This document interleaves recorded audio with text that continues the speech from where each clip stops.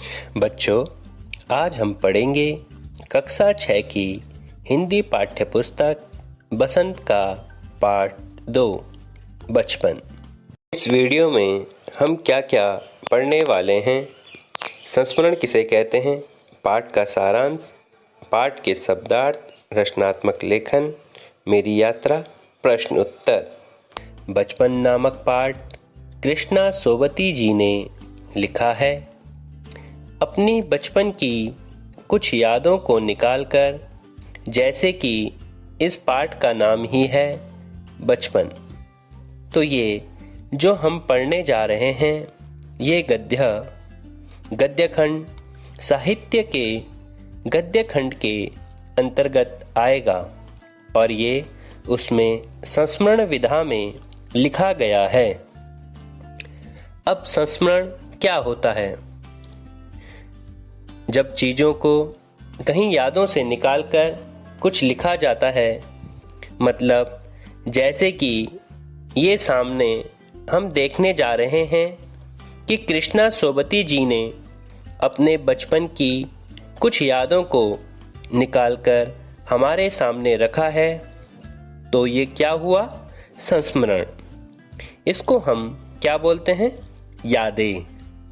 हिंदी साहित्य में हम इसे संस्मरण बोलते हैं। तो ध्यान रखिएगा, ये हिंदी साहित्य के गद्य खंड के संस्मरण विधा में लिखा गया पाठ है। तो शुरू करते हैं यह पाठ। कृष्णा सोबती जी ने बहुत ही प्यारे ढंग से अपने बचपन की कुछ यादें हमारे सामने प्रस्तुत की हैं। तो हम इस बचपन नामक संस्मरण का सारांश देखेंगे। मैं तुम्हें अपने बचपन की ओर ले जाऊंगी, मतलब वह धीरे से आपको खुद के बचपन में ले जाएंगी। हमारे बचपन और उनके बचपन में बहुत अंतर था। अभी के बचपन में बहुत सी चीज़ें आधुनिक आ चुकी हैं। उनके समय में ये सारी चीज़ें नहीं थी। तो वे कैसे कपड़े पहनती थी, कैसे उनके खिलौने थे, कैसे वो चश्मा पहनती थी, क्या क्या चीज़ें थी, वो सभी वो यहाँ पर बताएंगी। कहानी का सार कुछ इस प्रकार है। लेखिका कहती है कि वह उम्र के हिसाब से किसी की दादी, नानी, बड़ी बुआ या बड़ी मौसी भी हो सकती है, परंतु वैसे उसके परिवार में सब उन्हें जीजी के नाम से ही पुकारते हैं। लेखिका अपने पहनावे में आए बदलाव के बारे में बताते हुए कहती है कि पहले वे रंग बिरंगे जैसे नीला, जामुनी, ग्रे, काला, चॉकलेटी आदि कपड़े पहनती थी। अब वे सफ़ेद रंग के कपड़े पहनना पसंद करती हैं।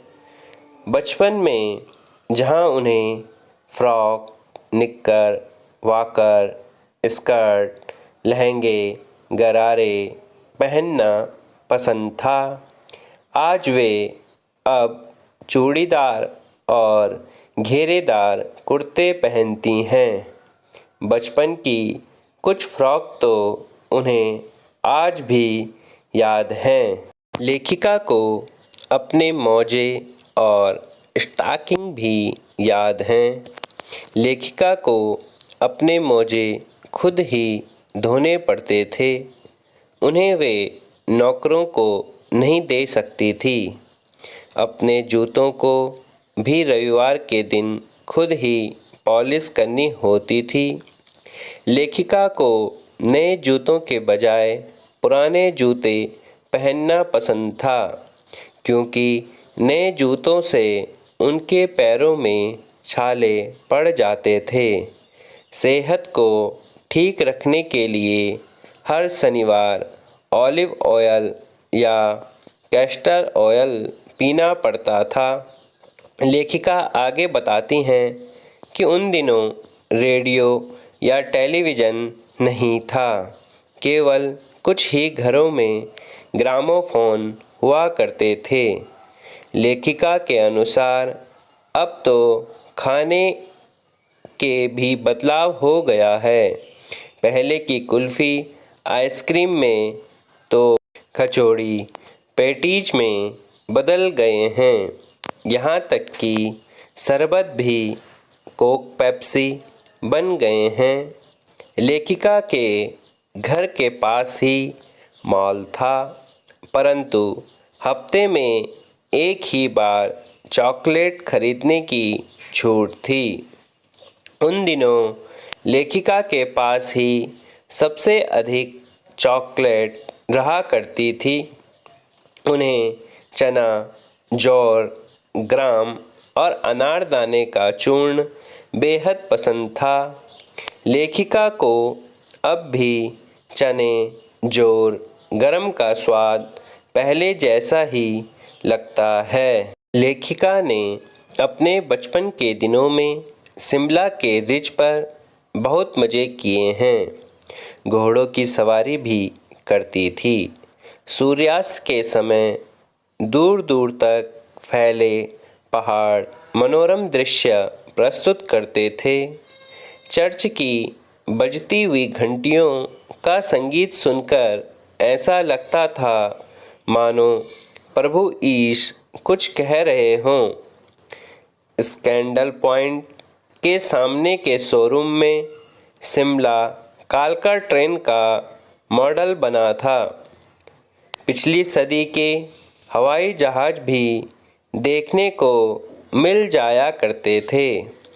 लेखिका को हवाई जहाज़ के पंख किसी भारी भरकम पक्षी के लगते थे, जो उन पंखों को फैलाकर उड़ा जा रहा हो। गाड़ी के मॉडल वाली दुकान के पास ही चश्मे की दुकान को लेखिका नहीं भूलती, क्योंकि उनका पहला चश्मा उसी दुकान से बना था और वहाँ के डॉक्टर अंग्रेज थे। शुरू में लेखिका को चश्मा लगाना अटपटा लगता था। डॉक्टर ने उन्हें आश्वासन दिया था कि कुछ दिनों में चश्मा उतर जाएगा, परंतु लेखिका कहती हैं वह आज तक नहीं उतरा। पहली बार जब उन्होंने चश्मा लगाया था तो उनके भाइयों ने उन्हें खूब चिढ़ाया था। धीरे धीरे उन्हें इसकी आदत लग गई। लेखिका उस टोपे काली फ्रेम के चश्मे और भाइयों द्वारा लंगूर चिढ़ाए जाने को याद करती हैं। अब लेखिका को हिमाचली टोपियाँ पहनना पसंद है और उन्होंने कई रंगों में जमा भी कर ली हैं। अब हम देखेंगे कठिन शब्दों के अर्थ। सयाना, होशियार, शताब्दी, 100 साल का समय। फ्रील, झालर, चलन, प्रचलन में। कैस्टर ऑयल, अरंडी का तेल। ऑलिव ऑयल, जैतून का तेल। आग, निश्चित मात्रा। मितली, उल्टियाँ, मुँह में पानी भराना, लालच आना। निरा, केवल, कमतर, कम अच्छा। खींचना, क्रुद्ध होना। सुभीते, सुविधाजनक। क्योंकि यह पाठ बचपन से जुड़ा हुआ है, बचपन की यादों से जुड़ा हुआ है, इसलिए हमारा रचनात्मक लेखन मेरी यात्रा मतलब अपनी यात्रा से है, जो हमारी यादों पे जुड़ा हुआ है। तो छुट्टी में हम सब घूमने जाते हैं। हम हर बार नाना नानी के घर पर जाते हैं, लेकिन इस बार हम हरिद्वार की तीर्थ यात्रा पर गए थे। यह यात्रा हमने ट्रेन से की। हमने वहाँ पर खूब मस्ती की। मेरे परिवार में पापा मम्मी, दादा दादी और बड़ी दीदी हैं। हरिद्वार में हमारे गुरुजी का आश्रम है। हरिद्वार में हम सब ने गंगा जी में स्नान कर आरती का आनंद लिया। हरिद्वार बहुत ही सुंदर तीर्थ स्थल है। सबसे पहले हम गुरुजी के आश्रम गए, फिर हमने मंदिरों के दर्शन किए। वहाँ हरि की पौड़ी के सामने मनसा देवी का मंदिर है।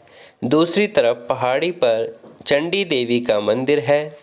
हरिद्वार में बहुत सुंदर मंदिर बने हैं। हुए हमारे रचनात्मक लेखन। अब हम बचपन नामक पाठ के प्रश्न उत्तर देखेंगे। बचपन पठित गद्यांश बहुविकल्पीय प्रश्न।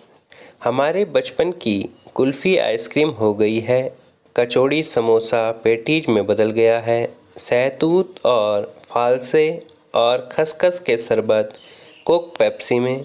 उन दिनों कोक नहीं, लेमनेड विम्टो मिलती थी। शिमला और नई दिल्ली में बड़े हुए बच्चों को बेगर्स और डेविको रेस्तरों की चॉकलेट और पेस्ट्री मज़ा देने वाली होती थी। हम भाई बहनों की ड्यूटी लगती शिमला मॉल से ब्राउन ब्रेड लाने की। हमारे बचपन की कुल्फ़ी किस चीज़ में परिवर्तित हो गई है? कुल्फ़ी, आइसक्रीम, रंग बॉल, केक। तो इसका आंसर है आइसक्रीम।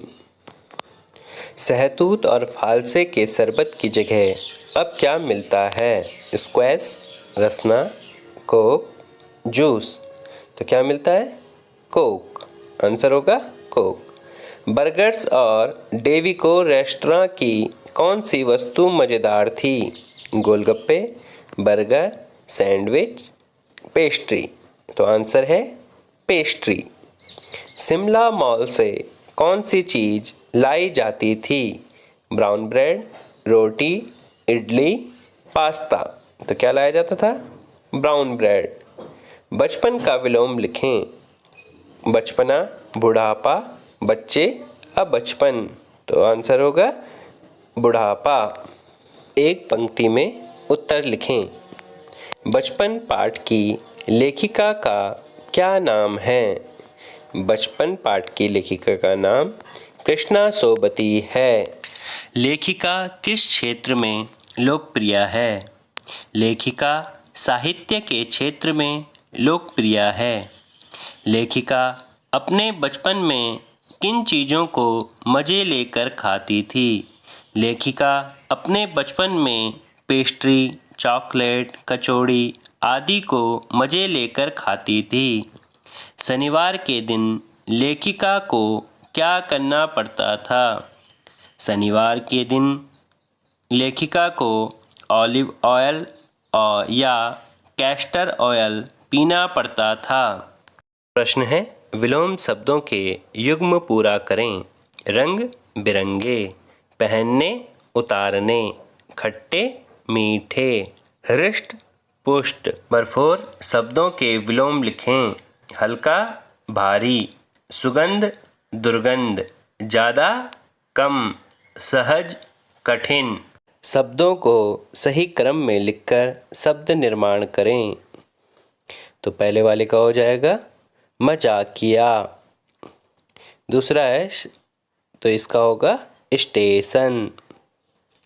तो तीसरा है खूबसूरत। चौथा है बचपन। 6 वाला शुद्ध वर्तनी वाले शब्द पर घेरा लगाएं। तो का वाला सफ़ेद। ख शिमला, ग आशीर्वाद, घ दुकान।